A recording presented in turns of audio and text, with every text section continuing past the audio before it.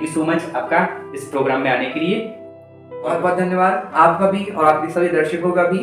और ऐसे ही इनके चैनल को सब्सक्राइब करते रहें और वीडियोस को देखते रहें, क्योंकि संदीप जी बहुत अच्छा काम कर रहे हैं और समाज में इन सब चीज़ों के लिए कोई बात करने वाला है नहीं। तो कई सारे ऐसे लोग अगर ऐसी बातें करते हैं, ऐसी चीज़ों को बताते हैं, तो आप उनको भी सपोर्ट करें। धन्यवाद। तो नमस्कार दोस्तों, कैसे हैं आप सभी लोग? आई होप आप सभी लोग बहुत अच्छे होंगे। स्वागत है आपका हमारी एक नई सीरीज में। नई सीरीज का नाम है success story with Sandeep sir. हम इस स्टोरी के माध्यम से उन लोगों को आपसे मिलाएंगे जो यूथ के लिए एक आइकन है, प्लस यूथ अवेयरनेस के लिए काम करते हैं। तो आज हमारे साथ में हमारे जो गेस्ट हैं, हमारे बहुत अच्छे दोस्त भी हैं। आज हम उनसे मिलाने वाले हैं और आपका परिचय भी कराएंगे, और वह यूथ के लिए बहुत अच्छा काम कर रहे हैं। तो पहले हम जानते हैं कि उनकी एजुकेशन क्या है, अभी वो क्या कर रहे हैं। तो नवदीप जी, सबसे पहले आपका बहुत बहुत स्वागत है हमारे शो में, और आप अपने बारे में थोड़ा एजुकेशन के बारे में बताइए। बहुत बहुत धन्यवाद संदीप जी, और बहुत अच्छा इनिशिएटिव है ये आपका, और इसको आपको आगे बढ़ाएं, हमारी शुभकामनाएं हैं।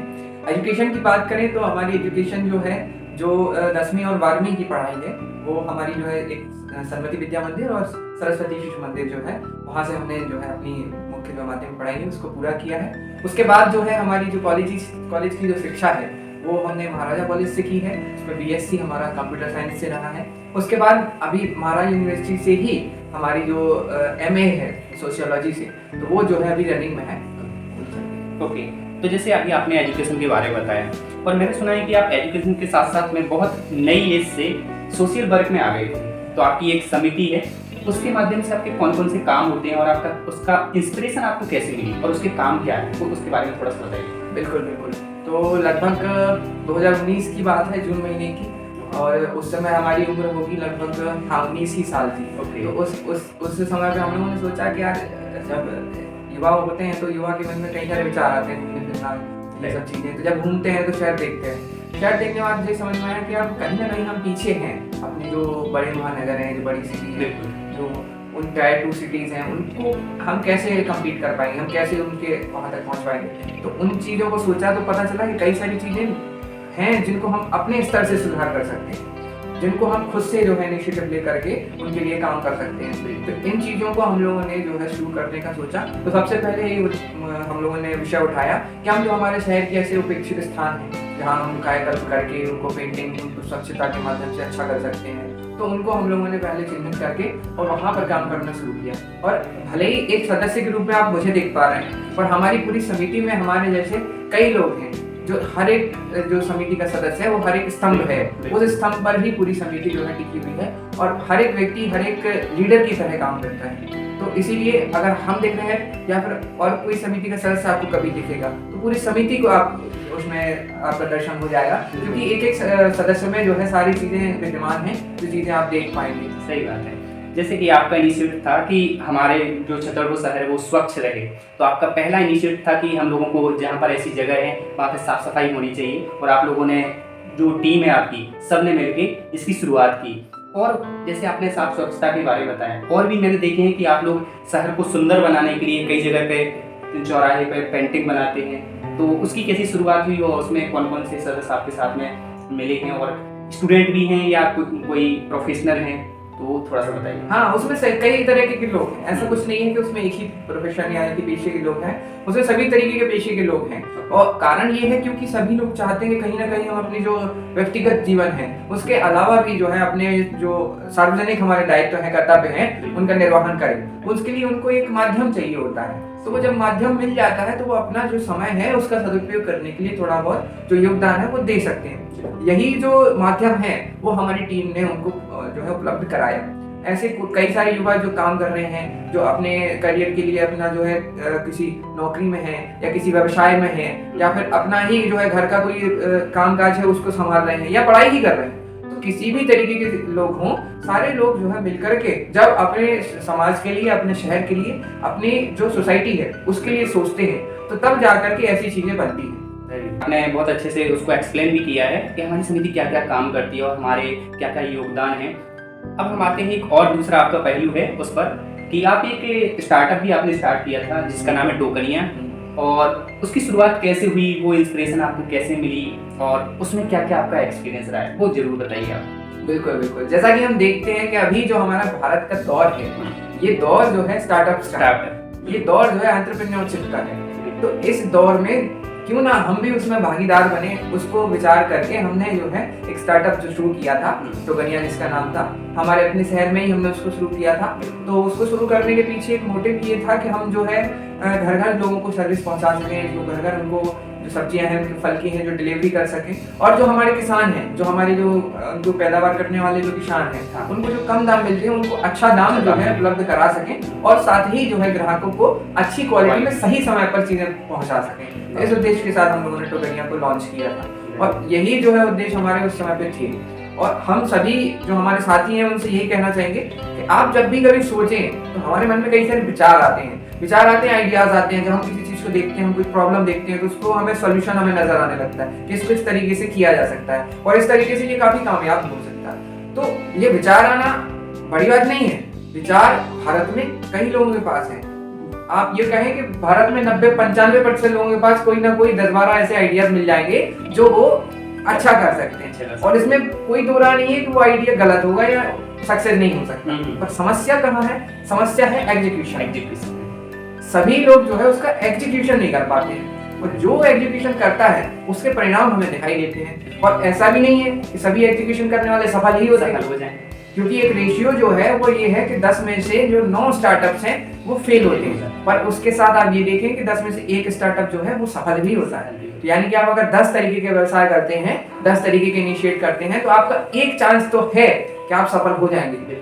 वहीं आज का जो दौर है, जहां हम कॉम्पिटिशन्स की तैयारियां कर रहे हैं और कई सारे अन्य एग्जाम्स की हम जो तैयारियां करते हैं, युवा करते हैं, तो उसमें अगर आप रेशियो देखें तो उसमें कई 0.1, 0.5, 1%, तो 1% से तो कुछ बेटर 10% ही है ना, और उसके लिए भी तो हम समय लगाते हैं, उसके लिए भी तो हम अपना धन खर्च करते हैं। तो ये भी एक जो है अच्छा उपाय हो सकता है हमारे यूथ के लिए और हमारे देश की तरक्की के लिए। आपने जैसे बिजनेस के बारे में बताया, तो जैसे जानते हैं कि मैंने भी अपनी एक कंपनी की शुरुआत की थी, गेट रिलैक्स करके।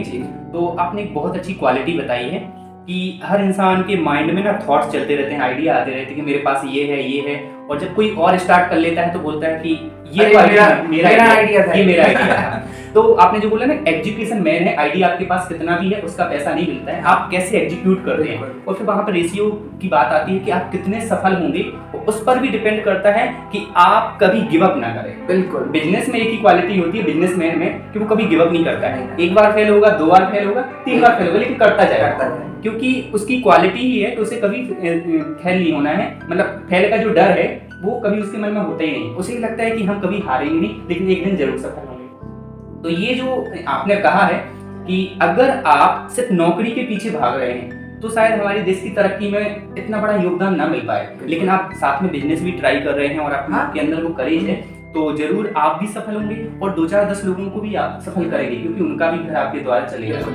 तो ये बहुत अच्छी सोच है। और आई थिंक जो पहली लाइन बोली थी कि हमारे देश में ना अभी स्टार्टअप का बूम मचा हुआ है, और हम आने वाले 10 सालों में ना सबसे नंबर 1 पे पहुंचने वाले हैं। हाँ। क्योंकि अभी मैं देखता हूँ शार्क टैंक इंडिया पर भी ऐसे घरों से लोग आते हैं, 18-19 साल की एज में करोड़ों का बिल्कुल सही। तो ये एक जो बूम है, इसमें लोग अपने आप को सच में एक एग्जीक्यूशन दे रहे हैं, उनकी जो आइडिया है उनको वो इम्प्लीमेंट भी कर रहे हैं। तो आपकी ऐसी कौन सी 3 टिप्स हैं हमारे जो यंग जनरेशन आपको देखेंगी कि बिजनेस को करने के लिए सबसे इनिशियल स्टेज पर कौन सी 3 चीजों का ध्यान रखना चाहिए? सबसे पहली चीज और सबसे जरूरी चीज ये है, एक जो चीज है जिसको अगर आपने फॉलो कर लिया, जिसको आपने अपने जीवन में उतार लिया, तो भले ही बिजनेस हो या फिर कोई भी पेशा हो, कोई भी आपका मार्ग हो, तो सफलता के लिए सबसे मूल मंत्र यही है कि आप जो भी कर रहे हैं उसमें पूर्णतः आप जितना कर सकते हैं उतना कर दें। जैसे अगर आप बिजनेस की शुरुआत करते हैं तो आपने बिजनेस की शुरुआत में सबसे पहले क्या किया? सबसे पहले अगर आपने एक ईंट भी उस बिजनेस की लगाई है ना, तो उस ईंट को आपने इतने तरीके से लगाना है कि उस तरीके से शायद ही किसी ने आज तक इस ईंट को लगाया हो। तो अगर ऐसा आपका जो तन्मयता है, ऐसा आपका जो समर्पण है अपने काम के लिए अगर होगा, तो आपको किसी चीज की आवश्यकता नहीं है। ये चीज ही पर्याप्त है कि आपका डेडिकेशन आपको सफलता दिलवाएगा। आज नहीं तो कल आपको सफलता मिलेगी, निश्चित बात है। तो डेडिकेशन होना बहुत जरूरी है। बिल्कुल, बिना डेडिकेशन के कोई चीज संभव है ही नहीं। ये आपका पहला टिप्स हो गया, और बाकी 2 चीजें और क्या रहेंगी? 2 चीजों में ये है कि आप जो है कोई भी, जैसे अभी एजुकेशन की बात हो रही थी ना, तो एग्जीक्यूशन के साथ साथ आप ये ना सोचें कि कभी कभार हमारे मन में डगमगाहट आ जाती है, हम किसी रास्ते पे चलते हैं, वो बिजनेस का रास्ता या कोई भी रास्ता हो, करियर में हम जब रास्ते पे चलते हैं तो हमारे मन में डगमगाहट आ जाती है कि नहीं यार ऐसा तो नहीं, शायद कभी ये गलत रास्ते पे आ गए हम। और कभी कभार ऐसा लगता था यार वो फला व्यक्ति जो है हम हमारे साथ ही शुरू किया था, पर अब जो है वो ज्यादा सफल हो गया, हम नहीं हो पा रहे, क्यों नहीं हो पा रहे, हो सकता हमारा रास्ता गलत हो। तो ये सबसे बड़ी भ्रांति है हमारे मन में, यानी सेल्फ डाउट सेल्फ डाउट नहीं होना चाहिए। दूसरी खुद पर बिलीव होना चाहिए, खुद पर बिलीव ये है। सेकंड चीज ये है कि आपको खुद पर 100% बिलीव करना है कि हम जो भी कर रहे हैं वो सही कर रहे हैं। और तीसरी चीज, जब हम कोई भी चीज करते हैं, बिजनेस करते हैं, तो हमारे मन में कई सारे डिसीजंस को लेकर कॉन्फ्लिक्ट्स आते हैं कि हम डिसीजन कैसे लें, हम अटक जाते हैं कई सारी चीजों पे। हम कई सारी चीजों में ऐसे आते हैं, हमें लगता है पता नहीं पड़ता कि हम इसमें इस रास्ते पे जाएं कि इस रास्ते पे, हम ये चुने या ये चुने। अब जैसे आपको कोई स्टार्टअप करना है, आपको कोई इसमें सेटअप लगाना है, अब 2 मशीन हैं आपके पास ऑप्शन में, तो हम ये सोचेंगे इस मशीन को लगाएं या इस मशीन को लगाएं।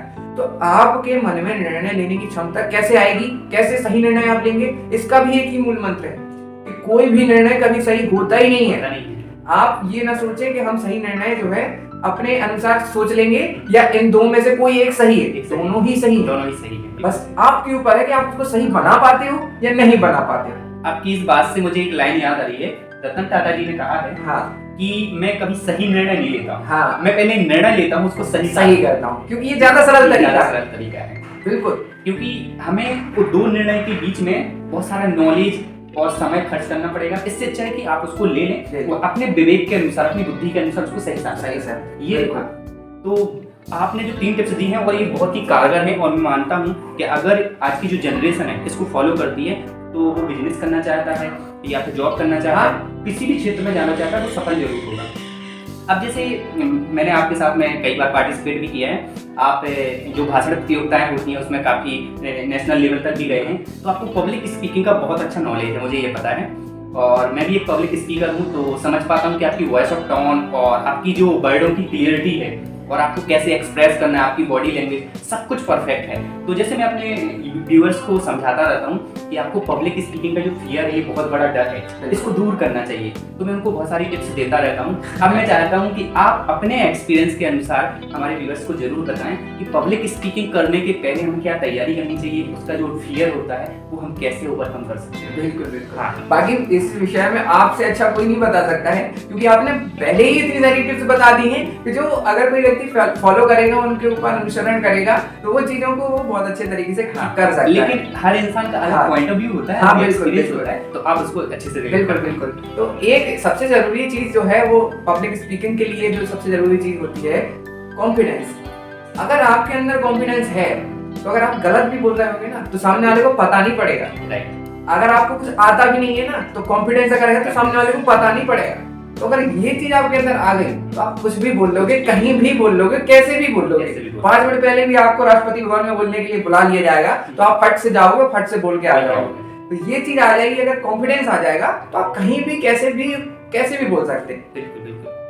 और मैंने ये देखा है कि आप कुछ कल्चरल एक्टिविटी भी कराते रहते हैं और हमारी यूथ को कुछ प्लेटफॉर्म ऐसे प्रोवाइड कराते हैं जिससे उनका स्किल्स और उनका जो टैलेंट वो बाहर आए। तो उसके बारे में थोड़ा सा बताइए, वो कैसे आप प्रोवाइड कराते हैं और कैसे लोग आपसे जुड़ते हैं। बिल्कुल।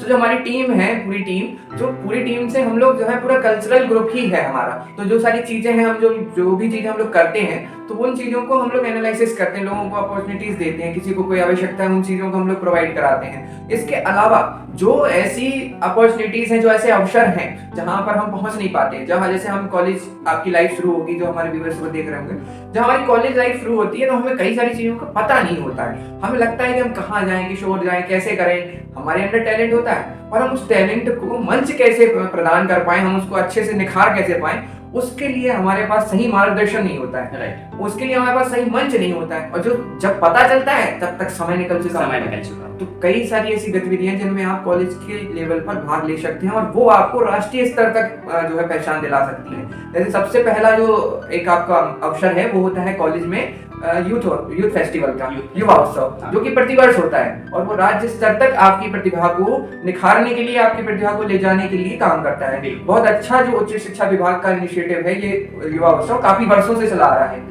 इसमें 22 विधाएं होती हैं। विधाओं का मतलब कि आप इसमें 22 तरीके के जो टैलेंट्स हैं उनमें जाकर के आप जो है अपनी जो आपका जो टैलेंट है उसको निखार सकते हो। आपको कॉलेज लेवल पर और स्कूल उसके जिला लेवल पर और उसका संभाग, और संभाग के बाद जो है राज्य तक आप जो है उसमें जा सकते हैं। उसमें हम भी गए हैं पेंटिंग में, तो अवसर बहुत अच्छा रहता है। उसमें क्या है, आप लोगों से मिलेंगे, जब आपको अपनी फील्ड के लोग दिखते हैं, जैसे हम पेंटिंग से गए थे, जब पेंटिंग में हमने राज्य स्तर स्टेट लेवल पर जाकर देखा कि जो लोग हैं वो लोग हमारे फील्ड में क्या क्या कर रहे हैं, उनसे हम क्या सीख सकते हैं, वो जो एक माहौल होता है ना, वो चीजें आपको ऐसे फेस्टिवल्स में मिलती हैं।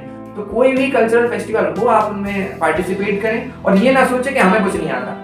किसी को कुछ नहीं आता, और जिसको सब कुछ आता है उसको वाकई में कुछ नहीं आता। कुछ नहीं आता है, ये सबसे बड़ी बात है। बहुत अच्छी बात कही आप। ये आपको हमेशा याद रखना है कि किसी को कुछ नहीं आता, और जिसको सब कुछ आता उसको कुछ नहीं आता, बाकी उसको कुछ ही नहीं आता। तो आप जो है यही सोच के किसी भी कंपटीशन में पार्ट लें, आपको कुछ भी नहीं आता तो क्या होगा, ज्यादा से ज्यादा आप उसमें सिलेक्ट नहीं हो पाओगे, आगे नहीं बढ़ पाओगे, यही होगा ना, यही कंपटीशन में होगा ना। पर कुछ तो उसमें आपको ऐसा प्राप्त हो जाएगा कि जो आपके आगे काम आएगा, एक अनुभव तो आपके जीवन में ऐड हो जाएगा। बिल्कुल। और मैंने ये देखा है नवदीप जी कि हमारा जो आज का यंग जनरेशन है वो एक चीज की वजह से अपने सपनों को मार देता है, और वो वजह है हारने का। वो पहले से प्रिडिक्ट कर लेते हैं कि मैं हार जाऊंगा या मैं सफल नहीं हो पाऊंगा, उसकी वजह से उनके जो सपने हैं, उनके जो टैलेंट है, वो उनको दबा के रखते हैं। तो मैं जहां तक ये जानता हूँ इस बारे में कि आपको पहले एक चीज का निर्णय लेना है कि आपको रिजल्ट के बारे में नहीं सोचना है, बिल्कुल आपको कर्म के बारे में सोचना है। या आप किसी भी कंपटीशन में भाग ले रहे हैं तो आपका मेन जो फोकस है वो हमारे इस कंपटीशन पे होना चाहिए। उसका जो रिजल्ट है वो हमारे हाथ में नहीं है, वो हमारे हाथ में नहीं है, तो हमें उसकी चिंता क्यों करनी है? बिल्कुल आपको चिंता करनी है कि हम इसको कैसे अच्छे तरीके से परफॉर्म कर सकते हैं। तो आपको अपने सपनों को नहीं मारना है, और आपको पहले से हार नहीं माननी है। आपको तो अपने कर्म पर, आपका जो परफॉर्मेंस है, आप जिस कंपटीशन में भाग ले रहे हैं उसमें भाग लेना है, और हार का जो डर है वही आपको आगे नहीं बढ़ने देता है। तो ये सबसे मेन चीज आपने जो बताई है बहुत अच्छी बात है। अब हम थोड़ा सा और आपके बारे में जानते हैं कि अभी जैसे जो हमारी यंग जनरेशन है, अभी प्रॉब्लम क्या हो रही है, 100 में से 90 स्टूडेंट गवर्नमेंट तैयारी में लगे हुए हैं, और आपने जैसे रेशियो बताया कि इसमें 1% से भी कम होता है। तो बाकी की जो जनरेशन है वो किस ओर जा रही है, इसका कितना बड़ा लॉस हो सकता है, ये हम भी जानते हैं, और आने वाले जितने साल इसमें अपना रिजल्ट भी देख रहे हैं। बिल्कुल। तो उनको कैसे हम सेल्फ मोटिवेट कर सकते हैं स्टूडेंट को कि हमारा ज़्यादा फोकस भी गवर्नमेंट जॉब की साइड नहीं होना चाहिए, किसी भी जॉब की साइड नहीं होना चाहिए, हमें अपने बिजनेस स्टार्टअप पर भी फोकस करना चाहिए। बिल्कुल बिल्कुल। तो आप बिल्कुल सही पॉइंट आपने उठाया है। इसमें एक चीज कहना चाहेंगे सबसे कि जो भी हमारा लक्ष्य है, जैसे आपको सिविल सर्विसेज की तैयारी करना है, आपको जो भी करना है, लक्ष्य कोई भी छोटा नहीं होता। बहुत बड़ी बात है कि आप सिविल सर्विसेज में सिलेक्ट होते हो और देश के लिए सेवा का अवसर पाते हो। तो ये जब हमने लक्ष्य अपना चुना, उस लक्ष्य के साथ साथ हमने अपना प्लान बी भी चुनना है। लक्ष्य कोई भी हो, चाहे जॉब का हो, चाहे बिजनेस का हो, चाहे कोई भी हो, कोई भी प्रोफेशन हो, हमारा जब लक्ष्य हमने चुना है तो लक्ष्य के साथ साथ हमें एक उपलक्ष्य यानी प्लान बी भी चुनना है, क्योंकि ये ना होगा तो दूसरा और क्या हो सकता है, इस विचार को हमें सोच करके चलना है। तो हम जब भी आगे बढ़ेंगे तो भले ही फेलियर आए, एक फेलियर के बाद दूसरा मौका भी हमारे पास उपलब्ध है कि अगर ये नहीं होगा तो हम ये कर लेंगे, है ना। आपके कहने का मतलब है कि जैसे आप सिविल सर्विस की तैयारी कर रहे हो तो आपको एक ऐसा टाइम खुद को देना चाहिए कि मैं इसमें 1 अटेम्प्ट करूंगा या 2 अटेम्प्ट करूंगा। हाँ, अगर इसमें होता है तो अच्छा है, और 1-2 अटेम्प्ट में आपको अपना जितना ऊर्जा है सभी को लगा देना, वो दे देना, और उसको लगा देने के बाद भी वो आप सिलेक्ट करेंगे आपको 1 करना है, 2 करना है, 3 या 4, जब तक आपकी जो फाइनेंशियल या फिर जो सामाजिक स्थितियां हैं वो गवा दे, तब तक आप उसको निर्णय ले सकते हैं। पर जब आपने निर्णय ले लिया कि हमें 3 अटेम्प्ट तक करना है, उस तक आपको 100% करना है, और उसके बाद अगर वो नहीं होता है तब आपको स्विच करना है। स्विच करना भी एक बहुत बड़ा कदम होता है जो बहुत कठिन होता है, स्विच करना भी बहुत कठिन होता है। तो अगर आप सही समय पर स्विच कर लेते हो तो ये सफलता की कुंजी हो जाती है। तो आप स्विच करें और प्लान भी तैयार रखें कि ये ना होगा तो ये होगा, कोई दिक्कत नहीं। और मैंने ये भी देखा है कि हम लोगों के जैसे एक होता है हमारा कि हमें किसी चीज में अच्छा लगता है काम करने की, उसको बोलते हैं पैशन। एक होता है पैशन फॉलो करना, और एक होता है कि हमें ये काम करना ही है कि हम जॉब कर रहे हैं, प्रोफेशन। हाँ, प्रोफेशन और पैशन ये कितने जरूरी हैं मेरी नज़र में कि पैशन हमारे साथ में कभी कभी हमारा करियर भी बन जाता है, जैसे कि मैंने फॉलो किया बिल्कुल प्रोफेशन, मैंने अपने पैशन को प्रोफेशन बना लिया। तो ये आपके अनुसार कितना कारगर साबित होता है? ये बहुत कारगर साबित होता है, क्योंकि जो आप करना चाहते हैं और जो आप करते हैं वो दोनों एक हो जाते हैं, तो ये आपके जीवन की बहुत बड़ा अवसर हो जाता है, ये बहुत बड़ा उपहार हो जाता है। इसीलिए क्योंकि आप उसमें अपना जो है मन भी लगा देते हैं, तन भी लगा देते हैं और धन भी लगा देते हैं, क्योंकि ये सब चीजें जब मिल जाती हैं तो तब कुछ अच्छा होता है, तब कुछ ऐतिहासिक होता है। अब आपने जो सवाल किया कि प्रोफेशन और पैशन में अंतर और उसका जो आवश्यकता है वो क्या होनी चाहिए, तो प्रोफेशन जो है और पैशन है दोनों सभी के जीवन में समान नहीं हो पाते। कई सारे लोगों के जीवन में जिनका उनका वो पैशन है वही प्रोफेशन नहीं बन पाता, क्योंकि वो कभी सारी चीजें उसके लिए जरूरी है जो शायद नहीं हो पाती उपलब्ध, तो वो नहीं हो पाता है प्रोफेशन और पैशन दोनों एक। पर जब आप पैशन चुन लेते हैं तो आपको उसमें 100% तो दी नहीं है, पर आपका पैशन है जो उसको भी आपको टाइम देना है, क्योंकि हमारे जीवन में हमको कोई ना कोई एक काम ऐसा जरूर करना चाहिए जिससे हमको कुछ नहीं मिलता, जिससे हमें कुछ चाहिए भी नहीं है। ऐसा काम अगर आप जीवन में करते हो ना तो आप वाकई में जो भी काम करोगे वो बेहतरीन करोगे, क्योंकि जीवन में एक ही चीज आपको याद रखना है कि जो काम आपको कुछ भी नहीं देता है उस काम को भी आपको करना है। कोई एक काम ऐसा आपको चुनना है। राइट, जैसे कि आप बोल रहे हैं कि अगर उस काम को करने के हमें पैसे भी नहीं मिल रहे हैं, हाँ, और उस काम को करते समय हम समय भी नहीं देख रहे हैं, बिल्कुल, तो वो आपका पैसा है।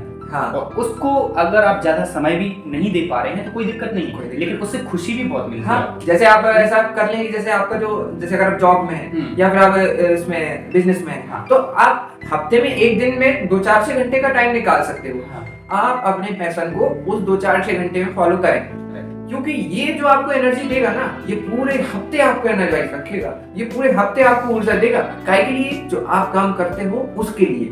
आप अनुभव कीजिएगा इस चीजों को, इन चीजों का आप अनुभव करें। आप पढ़ाई भी कर रहे हैं, तैयारी भी कर रहे हैं ना, तो हफ्ते में मात्र 1 घंटे का समय निकालें और उस 1 घंटे में वो करें जो आपको करना ही है, जो आपको करने में मजा आता है, जो आपको करने में आपका मन लगता है। जैसे किसी का पेंटिंग करने में शौक है तो वो कोई भी काम कर रहा है, हफ्ते में 1-2 घंटे पेंटिंग करे। किसी को कोई सोशल सर्विस करने का मन रहता है तो उसको प्रोफेशन भले ही नहीं बना पाए, पर हफ्ते में वो 2-3 घंटे उस काम को करे। किसी को सिंगिंग का है, हफ्ते में भाई 2-3 घंटे आप उसको करो, क्योंकि जब आपकी माइंड बॉडी ये सारी चीजें एक दिशा में लग जाती है ना, तो एनर्जाइज आपका जो पूरी बॉडी है वो रिफ्रेश हो जाती है। बिल्कुल सही बात है। और हमारी बहुत सारी बातें हुई बिजनेस के बारे में, अवेयरनेस के बारे में, और सिंपल सी बात है कि हमारे जो टारगेट है उनको कैसे बनाएं।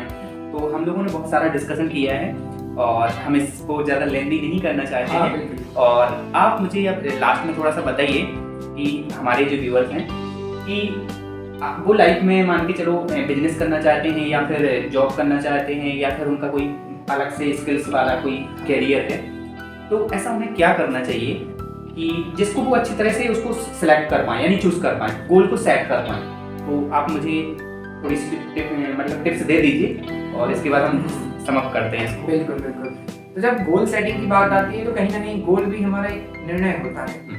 गोल जब हम चुनते हैं तो वो भी हमारा एक निर्णय है, लक्ष्य को निर्धारित करना भी एक निर्णय है। जब निर्णय की बात है तो अभी जैसे हमने चर्चा करी थी कि हमें डिसीजन लेना है तो कोई डिसीजन सही नहीं होता है। ऐसे ही कोई भी प्रोफेशन या कोई भी गोल कभी सही नहीं होता है। वो आप हैं तो उसको सही बना लेते हैं, क्योंकि आपके लिए कोई भगवान ने बना के नहीं रखा है। ये हमारा एक भ्रम है कि हमारे लिए कोई काम बना हुआ है और उस काम को हमने चुन लिया तो हो गया काम, बस उसी में हमें सफलता मिल जाएगी। ऐसा कुछ नहीं होता। अगर आप छोटे से छोटा काम या बड़े से बड़ा काम, कोई भी काम करते हो, पहली बात तो कोई काम छोटा बड़ा होता नहीं, पर आपकी नजर में ऐसा कुछ अगर है तो आप कोई भी अगर काम ऐसा करते हो और आपने उसमें 100% अपना दे दिया, तो वही चीज में आप ऐसा कर सकते हो कि शायद ही कोई कभी इतिहास में कर पाया होगा। हमारे सामने उदाहरण है, क्योंकि हम किसी सदी में हैं और विशेष तौर पे भारत के इस ऐसे दौर में हैं जहां हमें नए ऐसे उदाहरण दिखाई दे रहे हैं जो हमें प्रेरणा दे रहे हैं।